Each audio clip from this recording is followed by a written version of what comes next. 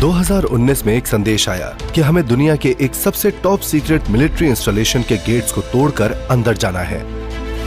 ये वही जगह थी जहां लोग एक्स्ट्रा टेरेस्ट्रियल टेक्नोलॉजी को बैक इंजीनियर करने की कोशिश कर रहे थे।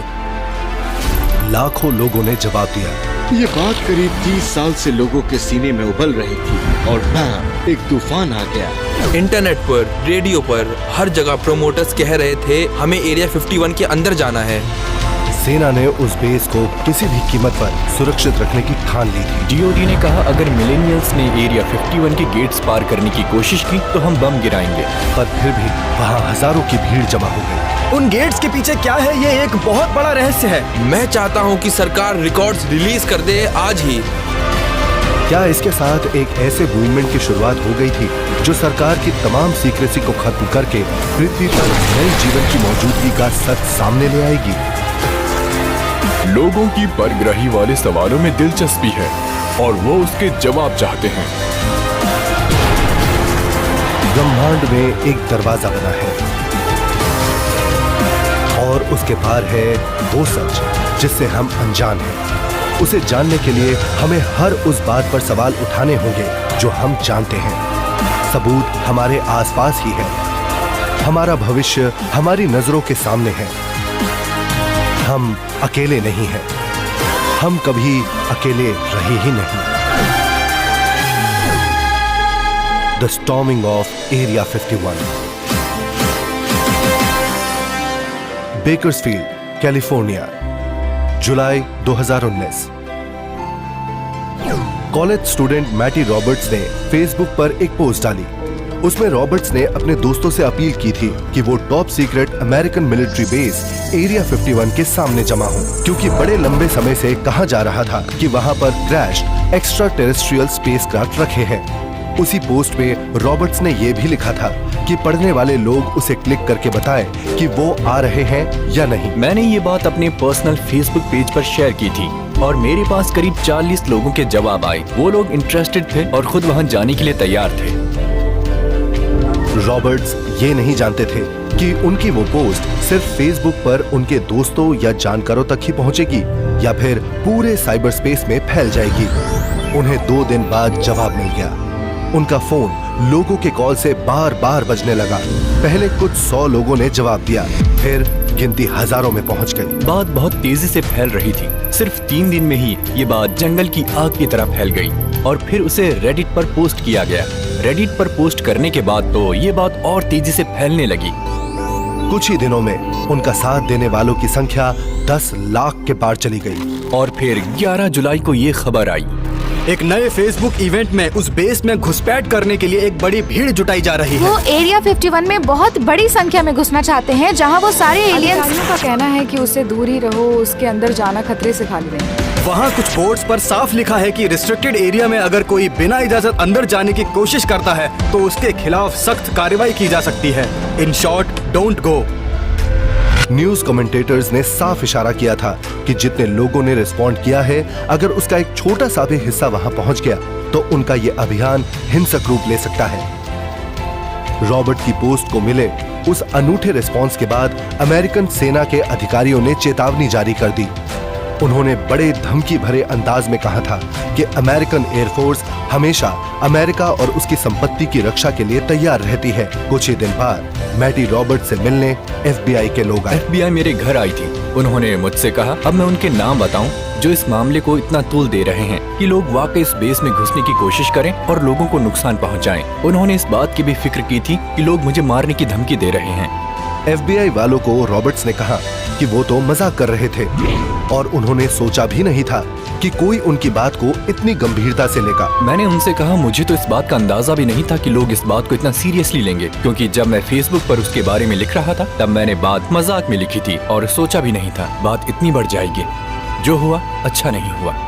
लेकिन रॉबर्ट्स भले ही नहीं जानते थे कि लोग उन्हें इतनी गंभीरता से लेंगे या नहीं, पर जुलाई की शुरुआत में उनकी सुलगाई चिंगारी से बड़ी जबरदस्त आग लग गई। अगस्त 2019। मैटी रॉबर्ट्स की ओरिजिनल पोस्ट को लाखों बार रिपोस्ट किया गया। 20 लाख से ज्यादा लोगों ने कहा था कि वो सितंबर में एरिया 51 पहुंच रहे हैं और वो उस टॉप सीक्रेट बेस के अंदर घुस जाएंगे। कोई नहीं जानता था कि वहां असल में कितने लोग आएंगे, लेकिन सरकार और मीडिया दोनों इस बात के लिए तैयार थी कि अगर सेना और लाखों यूएफओ एंथुसियास्ट्स के बीच झड़प होती है तो सारा इल्जाम रॉबर्ट्स पर डाला जाएगा। अपने और अपने साथियों के ऊपर से दबाव कम करने के लिए रॉबर्ट्स ने अपने फॉलोअर्स से अपील की कि वो 20 सितंबर को बेस पर धावा बोलने का कार्यक्रम रद्द कर दें। उन्होंने इसके बदले वहां एक शांतिपूर्ण जश्न मनाने को कहा और उसका नाम रखा एलियन स्टॉक, जिसकी शुरुआत वो एक छोटे से शहर रेचल, नवाडा से करने वाले थे, जो एरिया 51 के ठीक बाहर ही है। उन्होंने वहां म्यूजिक, आर्ट और एलियन से जुड़ी दूसरी चीजों का एक फेस्टिवल करने को कहा। उस इवेंट के पहले के हफ्तों में इस बात की कोशिश की जाने लगी कि वहाँ ऐसा कुछ ना हो कि कोई बहुत बड़ा हादसा हो जाए। सरकार ने एक काउंटर मीडिया प्रोग्राम चलाया और लोगों को बताया कि हम इस मामले को गेम की तरह नहीं ले रहे हैं। हमारे लिए ये कोई मजाक नहीं है, ये वुडस्टॉक नहीं है कि आप रेचल के बाहर एक रॉक फेस्टिवल करना चाहते हैं। आपका दिन खुशगवार हो, ठीक है, लेकिन अगर एरिया 51 में घुसने की कोशिश की तो हम चुप नहीं बैठेंगे। आपको अरेस्ट कर लिया जाएगा और फिर जेल भी हो सकती है। उस कार्यक्रम के 10 दिन पहले 2 डच यूट्यूबर्स एरिया 51 के दायरे में घुस आए और उस रिस्ट्रिक्टेड एरिया में हाइकिंग करते हुए 5 किलोमीटर अंदर तक चले गए। उनकी गिरफ्तारी नेशनल हेडलाइन बन गई और ये चिंता जताई जाने लगी कि अगर वहां आने वाले दिनों में कोई उत्सव होता है तो मामला बेकाबू हो सकता है। हैरानी की बात थी कि उन्हें 1 साल की जेल हो गई। मैसेज बड़ा साफ था कि हम आसानी से नहीं छोड़ने वाले। 20 सितंबर 2019। उन गेट्स के पीछे क्या है उनके बारे में कोई नहीं बता सकता। वहाँ काम करने वाले लोग भी नहीं। मेरे पास कोई जवाब भी नहीं है, इसीलिए मैं 5000 किलोमीटर दूर आया हूँ उन सवालों के जवाब ढूंढने। जिस दिन वो इवेंट शुरू होना था उसी दिन डिपार्टमेंट ऑफ डिफेंस ने एक धमकी भरा ट्वीट किया। उसमें एक B2 बॉम्बर की फोटो के साथ लिखा था, अगर आज मिलेनियंस ने एरिया 51 की तरफ बढ़ने की कोशिश भी की तो उन्हें इसका सामना करना पड़ेगा। मगर जल्दी ही उस ट्वीट को डिलीट कर दिया गया। उन्होंने कहा इसे आतंकवाद से जुड़ी घटना मानकर केस चलाया जाएगा। ये भी कहा अगर मिलेनियल्स ने एरिया 51 के गेट्स पार करने की कोशिश की तो हम बम गिराएंगे। ये कुछ ज्यादा ही था। उन्होंने साफ साफ ये नहीं कहा था कि असल में क्या होगा, लेकिन उन्होंने अपनी तरफ से धमकी तो दे ही दी थी। जब ये देखा गया कि सेना किसी भी कीमत पर एरिया 51 की सुरक्षा करने को तैयार है, तब बहुत से लोगों ने वहां जाने का अपना इरादा बदल लिया। हालांकि सरकारी चेतावनी का काफी असर हुआ था, फिर भी 20 दिसंबर की रात करीब 100 लोग उन चेतावनियों के बावजूद एरिया 51 के गेट्स पर पहुंच गए। मुझे तो लगता है कि उस गेट के पीछे एक ऐसी टेक्नोलॉजी है जिसके बारे में सरकार हमें कुछ भी नहीं बता रही। बहुत से लोग इस इवेंट को देख रहे हैं और उन्हें ये लग रहा है कि आज की रात उन्हें कुछ एलियंस नजर आ सकते हैं। वो हम सबको पकड़ नहीं सकते। चलो चलो भागो चलो। लोग वहाँ खून खराबे के लिए तैयार थे, मगर मैंने कुछ नहीं देखा। पुलिस वाले वहाँ गश्त लगा रहे थे और कह रहे थे कि अगर किसी ने गेट पार करने की कोशिश की तो अंजाम बुरा होगा। दोनों पक्षों ने बुद्धिमानी से काम लिया और एक हिंसक झड़प का खतरा टल गया। सिर्फ 2 लोगों को अधिकारियों ने मामूली जुर्म में गिरफ्तार कर लिया। अगले 3 दिनों में 3000 से ज्यादा लोग एरिया 51 पहुंचे और दिखाया कि वो सरकार की सीक्रेसी के खिलाफ है। दुनिया में एक बहुत ही बड़ी एलियन कम्युनिटी है। बस कुछ ही समय की बात है जब सच्चाई सामने आ जाएगी। मुझे नहीं लगता कि सरकार ईमानदार है, क्योंकि अगर उसने हमें बता दिया कि उस पहाड़ के नीचे क्या है तो हो सकता है हम लोग पूरी तरह से डर जाएं। लेकिन बहुत से लोग मानते हैं कि अगर सेना का डर नहीं दिखाया गया होता तो वहां पहुंचने वालों की तादाद कहीं ज्यादा होती। सरकार ने बहुत ज्यादा कंफ्यूजन पैदा कर दिया और ज्यादातर लोगों को इस इवेंट में जाने से रोक दिया। सितंबर 20 के पहले के हफ्तों में कई तरह की कंफ्यूजिंग रिपोर्ट आने लगी कि वहां जाने पर क्या हो सकता है, और ऐसे में लोगों को लगने लगा था कि कहीं मामला सरकार के हाथों में ना चला जाए और इससे उसे फायदा ना हो जाए। अगर सचमुच सरकार की धमकियों के डर से एरिया 51 फेस्टिवल्स में लोग नहीं आए थे, तो सरकार किस चीज को सुरक्षित रख रही थी? सिर्फ सेना के ही सीक्रेट्स थे या कुछ और भी था? एंशिएंट एस्ट्रोनॉट थ्योरिस्ट्स मानते हैं कि इसका जवाब स्पष्ट है। बहुत से लोगों के मन में एक ही सवाल था कि आखिर एरिया 51 में ऐसा क्या है जिसे सरकार छिपा रही है। अमेरिकन सरकार ने झूठ बोलने और उन चीजों से इनकार करने की ही नीति अपना रखी थी, और इसे हम काउंटर इंटेलिजेंस ही कह सकते हैं। यूएफओज और ईटीज तो वर्ल्ड वॉर 2 के बाद से ही काउंटर इंटेलिजेंस की लिस्ट में सबसे ऊपर थे। दरअसल सरकार लोगों को सच नहीं बताना चाहती थी। हम एक बात अच्छी तरह से जानते हैं कि पिछले 50 साल से ज्यादा समय से न सिर्फ अमेरिका की बल्कि दुनिया भर की सरकारें यूएफओ या परग्रही से जुड़े सवालों से इनकार करती रही हैं। क्या अमेरिकन सरकार एरिया 51 में सिर्फ क्रैश्ड यूएफओस को ही नहीं बल्कि परग्रही जीवों को भी छुपा रही है? शायद इससे जुड़े और सुराग उस सीक्रेट बेस के एंट्रीज पर ही मिल जाए। वो एंट्रेंस जहां कई दशक से किसी के भी आने जाने पर पाबंदी है। क्या एरिया 51 में सचमुच एक्स्ट्रा टेरेस्ट्रियल सीक्रेट्स हैं? और अगर हां, तो इसकी शुरुआत कैसे हुई थी? शायद इसका जवाब हमें इस रहस्यमय रेगिस्तानी बेस के इतिहास से मिल सके। हमें इसके लिए दिसंबर 1941 में पर्ल हार्बर पर हुए उस हमले को भी देखना होगा। सरकार ने कहा था कि हम आइंदा ऐसा कुछ नहीं होने देंगे, इसलिए हम इनमें से कुछ इंस्टॉलेशंस और फैसिलिटीज को देश में कहीं और दूर ले जा रहे। एरिया 51 को एक सॉल्ट फ्लैट ग्रूम लेक के आसपास बनाया गया था। आज उस सूखे ताल में एक रनवे भी है। ग्रूम लेक था तो एक सूखा ताल, मगर वो काफी लंबा था और वो एक लंबे रनवे का काम कर सकता था। उसमें से कुछ एयरक्राफ्ट्स के लिए लंबे रनवे जरूरी थे।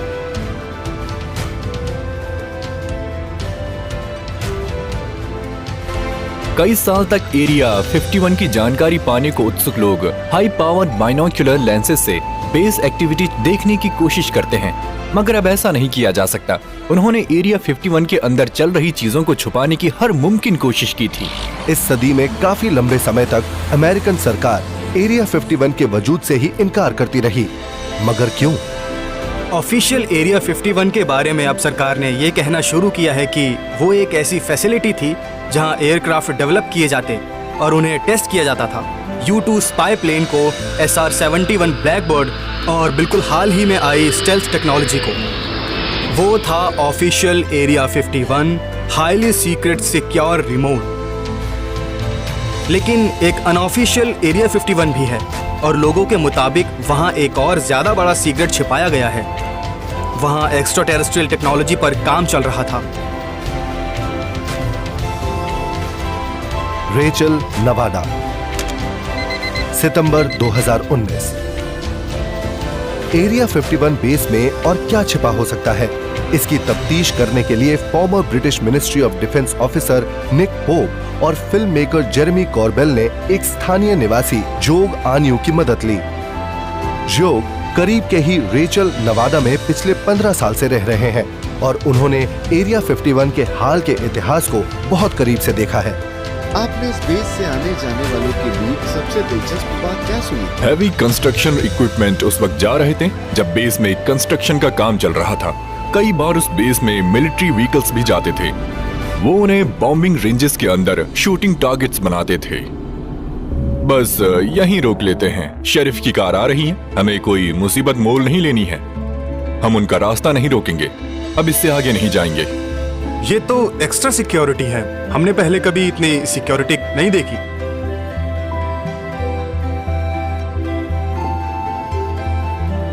स्टॉर्म एरिया 51 इवेंट की वजह से जो तनाव बढ़ गया था, उसे देखते हुए सेना ने उस सीक्रेट बेस के गेट पर 0 टॉलरेंस लॉकडाउन कर दिया था। तो बस यहीं तक, शायद हम लोग और आगे नहीं जा सकते। उसके आगे गए तो वापस नहीं आएंगे, है ना? हाँ, हम और आगे नहीं जा सकते।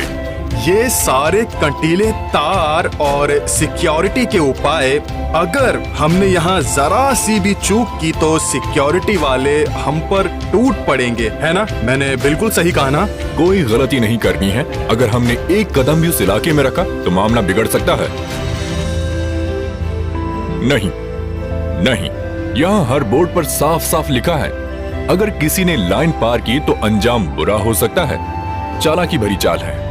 एक बात बताइए, अगर हम सड़क पर बने उस बैरियर को पार करते हैं तो हमें क्या दिखेगा? हमें वहाँ क्या मिलेगा? हम करीब 30 किलोमीटर तक उस घाटी में पक्की सड़क पर जाएंगे जहाँ एरिया 51 बना है।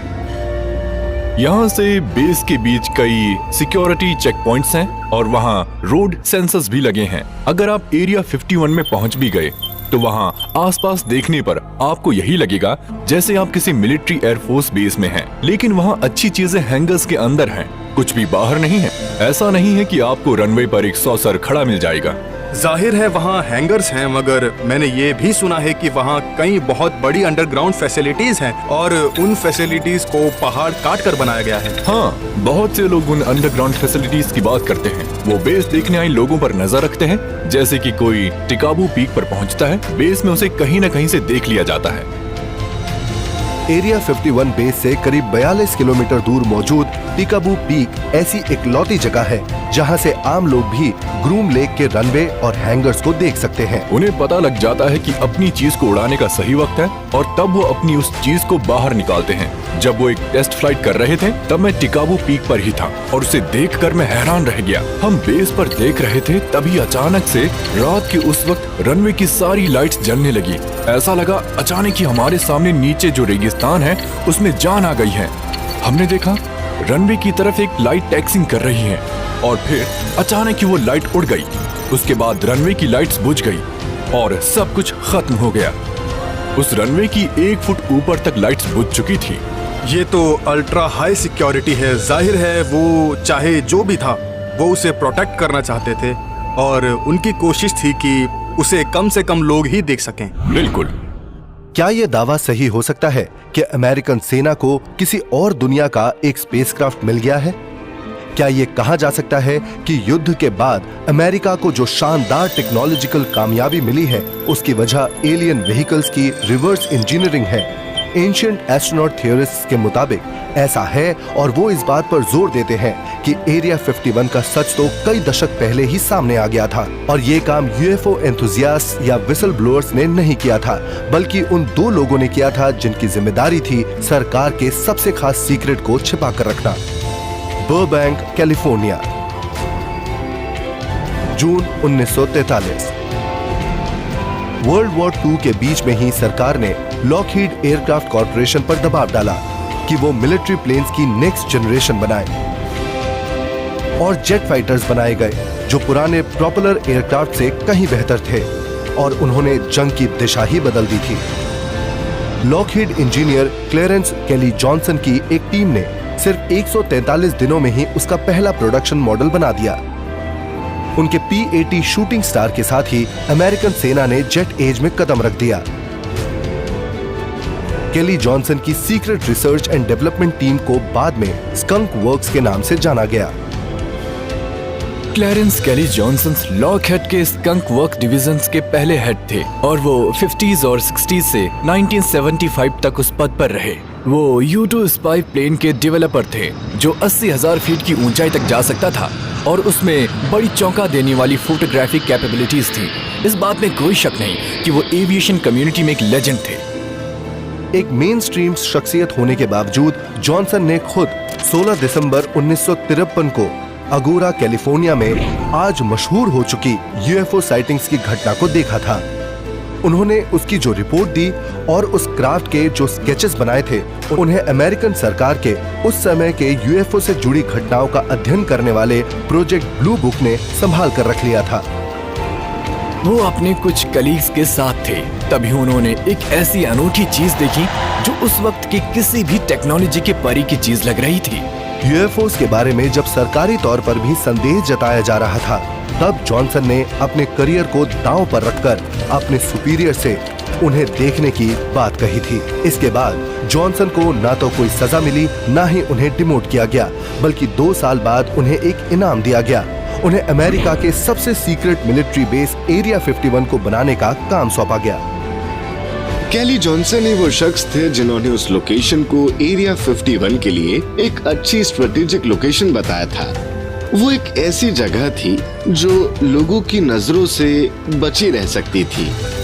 लेकिन क्या सेना का ये दावा सही है कि एरिया 51 को सिर्फ एक्सपेरिमेंटल एयरक्राफ्ट को टेस्ट करने के लिए ही बनाया गया था, या फिर क्या कैली जॉनसन ने उस जगह को इसलिए चुना था कि वहां उस एलियन स्पेसक्राफ्ट को रिवर्स इंजीनियर किया जा सकता है, जिसे उन्होंने अपनी आंखों से देखा था? 1990 में कैली जॉनसन की मौत हो गई, मगर उन्होंने एरिया 51 के राज नहीं बताए। लेकिन उनके ही एक करीबी सहयोगी ने यह कहा कि इस दुनिया में परग्रही जीव तो है। Burbank, California, 1975। Aviation designer Benjamin Robert rich को कैली जॉनसन की जगह स्कंक वर्क्स का सेकंड डायरेक्टर बनाया गया। उन्हें बाद में फादर ऑफ स्टेल्थ कहा गया। बेन रिच अमेरिका में एविएशन के इतिहास के एक लेजेंड थे और उस क्लासिफाइड दुनिया के भी। वही वो शख्स थे जिसने F-117A नाइट हॉक का डिजाइन बनाया था। वो एक स्टेल्थ फाइटर था जिसने 1980s और 90s में एविएशन का रूप ही बदल दिया था। एक और एविएशन एक्सपर्ट और उनके सहयोगी जिम गुडॉल ने सुना कि बेन रिच के पास इस बात की पक्की जानकारी है कि यूएफओस का वजूद है। तब उन्होंने स्कंक वर्क्स के लेजेंडरी हेड से ही साफ साफ पूछ लिया कि वो क्या मानते हैं। मिस्टर बेन रिच मेरे दोस्त थे। उनकी मौत से ठीक पहले मैंने उनसे पूछा था, क्या आप यूएफओस पर यकीन करते हैं? उन्होंने कहा, जिम, मैंने रेगिस्तान में ऐसी चीजें देखी हैं जो हमारी उम्मीद से करीब 50 साल आगे की थी और हम उसे अगले 50 साल में बनाने की सोच भी नहीं सकते हैं। अगर तुमने स्टार ट्रेक और स्टार वॉर जैसी फिल्में देखी हैं तो समझ लो मैंने उन्हें अपनी आंखों के सामने देखा था। मेरे ख्याल से ये उनका एक डेथ बेड कन्फेशन था। वो एक ऐसे शख्स थे जो अच्छी तरह से जानते थे कि एक इंसान के तौर पर हमारी इन्वेंट्री में कौन सी टेक्नोलॉजीज हैं। बेन रिच भी मानते थे कि यूएफओस होते हैं, वो भी बड़ी शिद्दत से, क्योंकि वो सच जानते थे। लेकिन जिन लोगों ने एरिया 51 में काम किया था उनमें सबसे मशहूर या शायद सबसे बदनाम थे बॉब लजार। कोई और उनके जितना विवादों में नहीं रहा।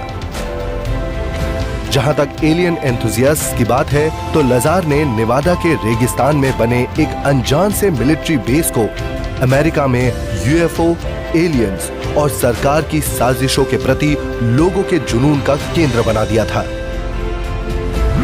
लेकिन बॉब लजार है कौन और उन्होंने एरिया 51 में क्या देखा था? लास वेगास, नेवादा, 15 मई 1989। यहाँ ऐसा कौन है जिसने यूएफओ को छुपाने की बात नहीं सुनी हो? लोकल टीवी स्टेशन KLS पर इन्वेस्टिगेटिव रिपोर्टर जॉर्ज नैप ने एक शख्स का इंटरव्यू किया जिनका नाम डेनिस बताया गया और उनका चेहरा नहीं दिखाया गया ताकि उनकी पहचान छिपी रहे। उनका दावा था कि वो उस मिलिट्री इंस्टॉलेशन में काम करते थे जिसके बारे में आज भी अमेरिकन सरकार इनकार कर रही है। उनका कहना था कि उस बेस में सचमुच एक परग्रही स्पेसक्राफ्ट है। वहाँ असल में हो क्या रहा है? वहाँ पर कई actually 9 flying saucers, flying discs हैं और वो सब एक्स्ट्रा टेरेस्ट्रियल ओरिजिन के हैं। ये वो शख्स थे जिनका दावा था कि वो एरिया 51 में काम करते थे, एलियन टेक्नोलॉजी की बैक इंजीनियरिंग करते थे। शायद उस यूएफओ की जो रॉसवेल में क्रैश हुआ था और वो ये पता लगाने की कोशिश कर रहे थे कि वो काम कैसे करता था और शायद वैसा ही कुछ हमारे लिए भी बना रहे थे। उन्हें डर था कि अगर वो गुमनाम बने रहे तो शायद सरकार उन्हें नुकसान पहुंचाए। इसीलिए उस शख्स और रिपोर्टर जॉर्ज नैप ने सोचा कि उनका नाम ही बता दिया जाए। जिस रोज हमने दुनिया को उनकी पहचान बताई थी उस दिन वो स्टेशन में ही थे और उन्होंने टेप लिया था और बोले, मैंने इरादा बदल लिया, मैं ऐसा नहीं करूंगा। आखिर तक वो एक बड़े कश्मकश में लगे रहे और अपने आप में जिरह करते रहे कि ऐसा करना ठीक होगा, उनकी जान को खतरा है, उनकी जिंदगी उथल पुथल हो चुकी है। अंत में उस गुमनाम शख्स ने गुमनामी के अंधेरे से बाहर निकलकर अपना नाम बताया, बॉब लजार। बॉब लजार ने एक अच्छा काम ये किया था कि 15 मई 1989 को जॉर्ज नैप के साथ सामने आए और इस तरह से उन्होंने खुद को महफूज कर लिया। उन्हें अपनी जान का खतरा था। उन्होंने फिल्म में एक शॉट में बता दिया कि उनके साथ क्या हुआ था और इस तरह से खुद को सुरक्षित कर लिया। उस दिन के बाद से बॉब लजार इतिहास में सबसे कंट्रोवर्शियल यूएफओ विसल ब्लोअर बन गए और उन बातों का खुलासा करने की उन्हें भारी कीमत भी चुकानी पड़ी। बहुत से लोग मानते हैं कि वो कीमत उस सरकार ने वसूल की थी जो हर हाल में एरिया 51 का सच छिपाना चाहती थी। न सिर्फ बॉब के घर में घुसपैठ की गई थी, बल्कि सामान भी फेंका गया था और दीवार पर लिखा भी गया था। उन्होंने यूजी को खिड़की के अंदर झांकते देखा था। डर वाजिब था। उन्हें जान से मारने की धमकियां दी गई थी। उनकी निगरानी की जा रही थी। इतना परेशान किए जाने के बाद लजार कई दशक तक आम लोगों के बीच गए ही नहीं। मुझे लोगों के बीच जाना पसंद ही नहीं है। मेरे पास ये सब करने के लिए पैसे ही नहीं है और मैं आपसे सच कहूँ तो मेरे पास झूठ बोलने की कोई वजह ही नहीं है। लेकिन अगर बॉब लजार के दावे सही हैं, तो उन्होंने एरिया 51 में चल रही कितनी बातों के बारे में हमें बताया है। 4 दिसंबर 2018 को आखिरकार लजार ने वर्षों की चुप्पी तोड़ी और अपनी पूरी कहानी फिल्म मेकर जेरेमी कॉर्बेल को बता दी और तब बनी एक धमाकेदार documentary, Bob Lazar, area 51 and flying saucers. Late 1980s में अमेरिकन गवर्नमेंट को एलियन स्पेसक्राफ्ट मिला था। वो कई थे और उन्हें उनकी टेक्नोलॉजी भी मिली थी और वो नेवाडा के रेगिस्तान में उसे ही एनालाइज कर रहे थे। और यही सच है, यही कहानी है मेरी। और मैं भी उन लोगों में से एक था जो उस क्राफ्ट में काम कर रहे थे। इस बात में शक नहीं कि बॉब लजार नहीं होते तो एरिया 51 के बारे में इतनी जानकारी नहीं मिलती। अब हमारे पास फिल्म है जिसकी वजह से वो एक बार फिर से मीडिया और लोगों की नजरों में आ गए हैं। लजार का दावा था कि उन्होंने एरिया 51 में जो सबसे अनूठी टेक्नोलॉजी देखी थी वो एक एलियन रिएक्टर था और उसमें हमारी दुनिया को बदल देने का दम था। उन्होंने जब मुझे पहली बार उस रिएक्टर को काम करते हुए दिखाया था, तब मेरे दिमाग में उसे देखकर एक चेन रिएक्शन शुरू हो गया था।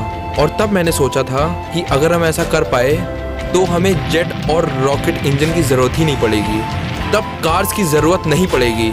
सब कुछ पूरी तरीके से बदल जाएगा। पूरी दुनिया की इकोनॉमी, जी हाँ, सब कुछ। बस एक बार पता चल जाए कि वो मशीन किस तरह से काम करती है, जिसे मैं देख रहा हूँ और जिसे मैं छू रहा हूँ। जेरेमी कॉर्बेल की डॉक्यूमेंट्री ने सनसनी फैला दी थी और तब बॉब लजार और एरिया 51 एक बार फिर से सुर्खियों में छा गए। आखिरकार उसी से वो चिंगारी निकली थी जिससे स्टॉर्म एरिया 51 मूवमेंट शुरू हुआ था। आज हम यहाँ बॉब लजार के अच्छे काम और उनकी बहादुरी की वजह से हैं। ये बात तो माननी पड़ेगी। मुझे लगता है कि इंटरनेट की बदौलत अब और भी लोग इस बारे में छानबीन करेंगे। जैसे जैसे लोग सवाल करना शुरू करेंगे, ये मामला और ज्यादा गर्म हो जाएगा। क्या अमेरिकन सरकार आज भी एरिया 51 की हकीकत छिपाने की पुरजोर कोशिश कर रही है, जिस तरह से वो इतने सालों से करती रही है? शायद इससे जुड़े कुछ और सुराग हमें कुछ और दूसरे विसल ब्लोअर्स के बयानों से मिल सकते हैं। वो विसल ब्लोअर्स जिनका दावा था कि बॉब लजार ही अकेले ऐसे शख्स नहीं थे जिन्हें सच की जानकारी थी और उन्हें अमेरिकन सरकार ने उस तरह से परेशान किया था। बॉब लजार के एरिया 51 में एलियन क्राफ्ट की स्टडी के बारे में उनके चौंकाने वाले दावों के बाद उनके क्रिटिक्स कहने लगे कि इस बात का कोई सबूत ही नहीं है कि उन्होंने किसी टॉप सीक्रेट मिलिट्री फैसिलिटी में काम किया था। उनका कहना था कि वो मनगढ़ंत कहानियां सुना रहे हैं, लेकिन तभी एक और दमदार गवाह सामने आया जिसने लजार की कहानी को सही बताया। वो थे फॉर्मर एयरफोर्स पायलट डेविड फ्रूहॉफ। पिछले कुछ सालों से मैं ये सारी बातें पर्सनली जानता था। फिर अचानक ही बॉब लजार के बयान आए और उन्होंने जो कुछ कहा था उन बातों में जरा भी झूठ नहीं है। क्रिटिक्स यही कहते रहे कि लजार के सपोर्टर्स की बातों का भरोसा नहीं किया जा सकता, लेकिन वो फ्रीहॉफ के बारे में ऐसा नहीं कह सकते थे। B L air force base 1967। American air force के कैप्टन डेविड फ्रेहॉफ भी पायलट्स के उस एलीट ग्रुप में शामिल हुए जो अमेरिका के सबसे आला दर्जे के जासूस प्लेन SR-71 उड़ाते थे।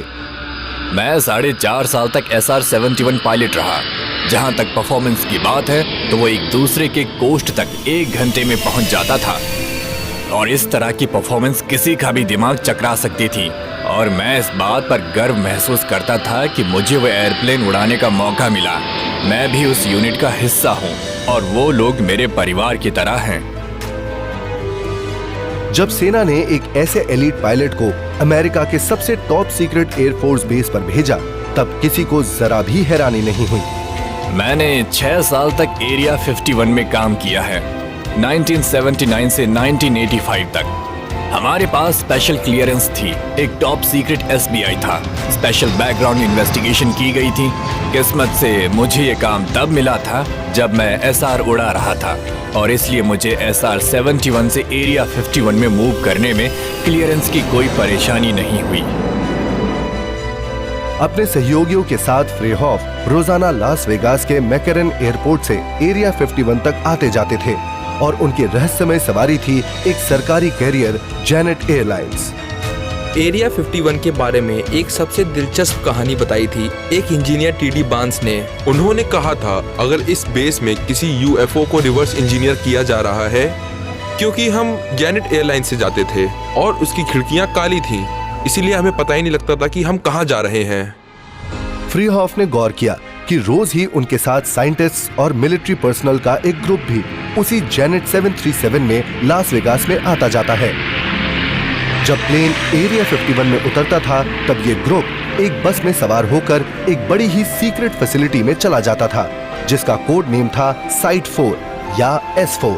जब हम वहाँ थे तब हम S4 के बारे में जानते थे, लेकिन ये नहीं जानते थे कि वहाँ क्या होता है। बस इतना पता था कि कुछ लोग सुबह के वक्त 737 में सवार होते हैं और हम एरिया 51 में जाते हैं। वहाँ से वो एक बस में कहीं और चले जाते थे और हम नॉर्थ में चले जाते जहाँ हैंगर्स बने थे। फ्रीहॉफ जब एरिया 51 में काम कर रहे थे तब उन्हें पता ही नहीं था कि साइट 4 पर क्या चल रहा है। लेकिन जब कई साल बाद बॉब लजार की कहानी सामने आई तो उन्होंने देखा कि लजार ने भी जेनेट 737 से एरिया 51 तक सफर करने और S4 तक जाने की बात कही है, तो वो समझ गए कि उनकी हर बात बिल्कुल सही है। मैंने सुना कि बॉब लजार ने भी उस 737 में एरिया 51 तक जाने और फिर टर्मिनल के पार S4 में जाने की बात की।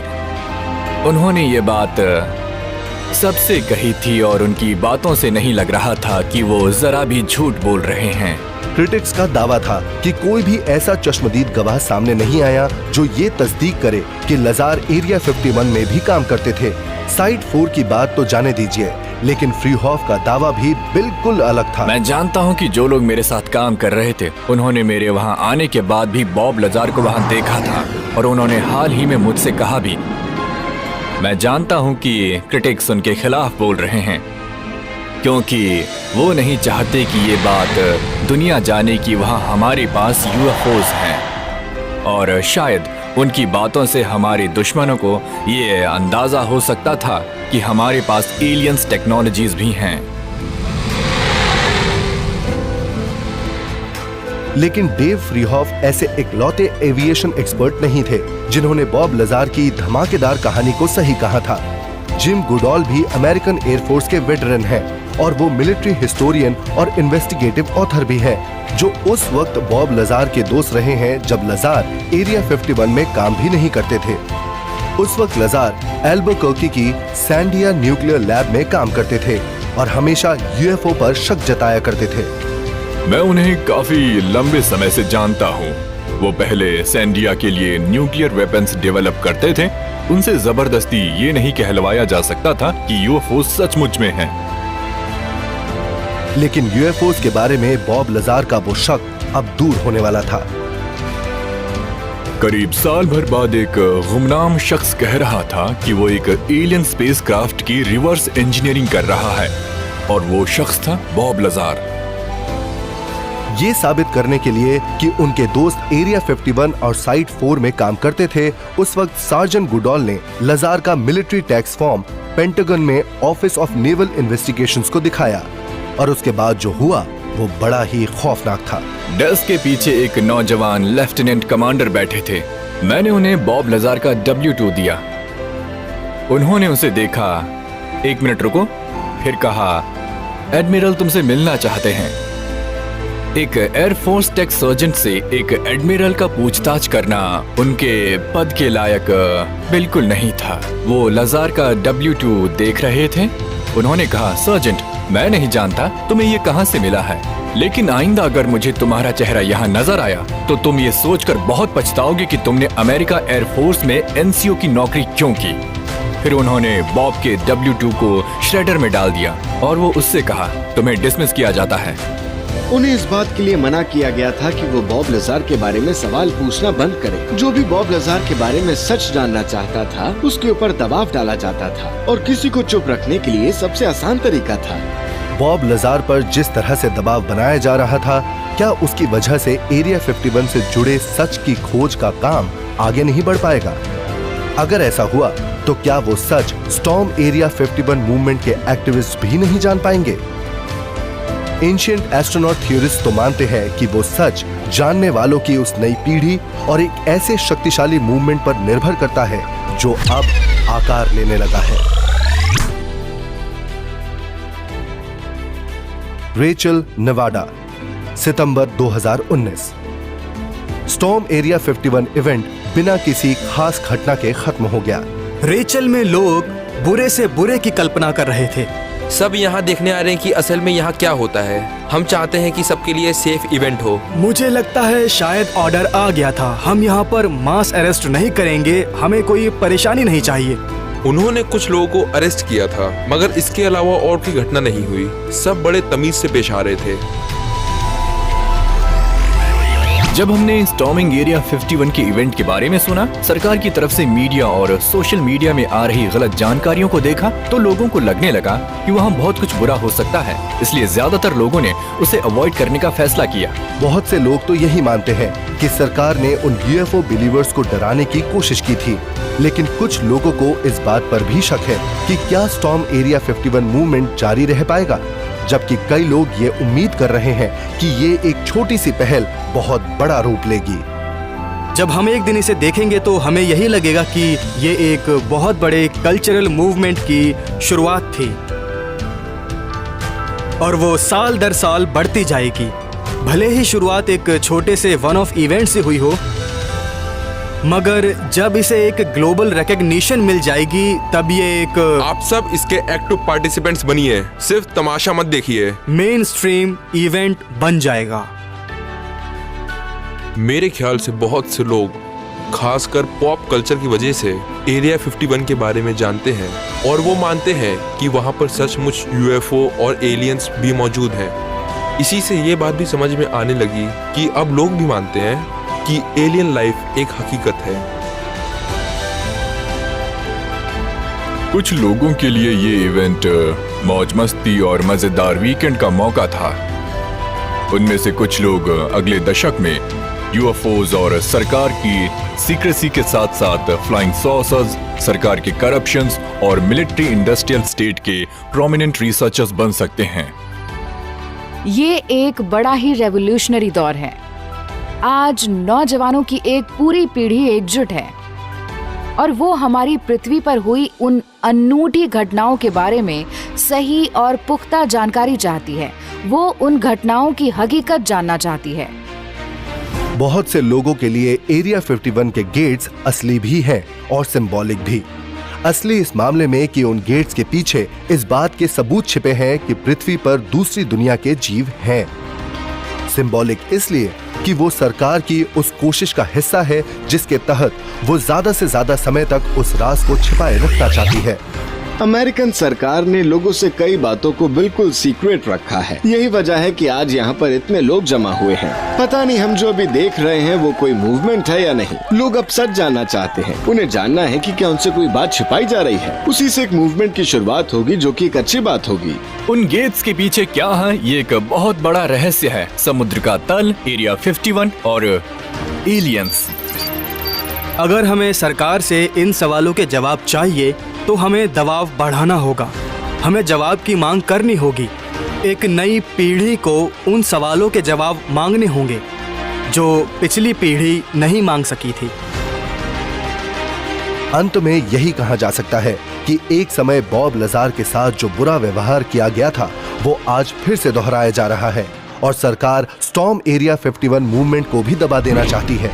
उन्हें डर है कि सरकारी धमकियों की वजह से जवाब पाने की ये कोशिश भी धीरे धीरे खत्म हो जाएगी और एरिया 51 के राज हमेशा के लिए राज ही रह जाएंगे। लेकिन कई लोग इस छोटी सी कोशिश को एक बहुत बड़ा मूवमेंट बनाना चाहते हैं ताकि जल्दी ही राज छिपाने वाले वो गेट्स खुल जाए और हमें ये पता लग जाए कि सिर्फ ब्रह्मांड में ही नहीं, इस पृथ्वी पर भी हम अकेले नहीं हैं।